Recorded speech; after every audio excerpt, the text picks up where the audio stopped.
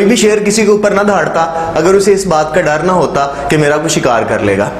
इंसान इंसानों से डरता है और इंसानों के साथ ही रहना चाहता है। जब उसको रोटी कपड़ा और मकान मिल जाता है, उसके बाद उसकी जो जुस्तजू होती है वो ये होती है कि मुझे जिंदगी में सेफ्टी मिल जाए। उसके बाद बंदा जो है वो मोहब्बत की तलाश करता है, लव की तलाश करता है। जब उसे रोटी कपड़ा मकान मिल जाता है, जब उसे सेफ्टी मिल जाती है, फिर वो लव के पीछे भागता है। उसके बाद इस्टीम, जब ये तीन चीजें उसके पास आ जाती हैं, फिर वो ये सोचता है कि मैं जाना जाऊं, मैं लोगों को जानूं।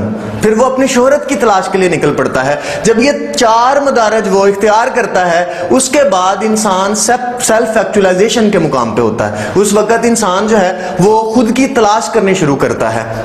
इमाम गजाली ने कहा था, मन अरफ नफ्सहु फकद अरफ रब्बहु, कि जिसने अपने नफ्स को पहचाना उसने हकीकी मानों में अपने रब को पहचान लिया। सेल्फ एक्चुअलाइजेशन के लिए सबसे जरूरी चीज यह है कि इंसान अपनी जात को सबसे पहले पहचाने। अगर आप सेल्फ एक्चुअलाइजेशन के मुकाम पे पहुंचना चाहते हैं तो पहले आपको ये चार मनाजिल तय करनी पड़ेगी, उसके बाद आप सेल्फ एक्चुअलाइजेशन पे होंगे। अगर आप ये चार मनाजिल तय नहीं की तो आप कभी भी सेल्फ एक्चुअलाइजेशन के मुकाम पर नहीं पहुंच सकते। तो जब आप ये स्टेजेस तय करते हैं, जब आप इस मुकाम पे होते हैं, तब आप अपने आप की तलाश कर सकते हैं, तब आप खुदा को तलाश कर सकते हैं, तब आप ये तलाश कर सकते हैं कि मुझे हकीकी मानों में जिंदगी में क्या करना है।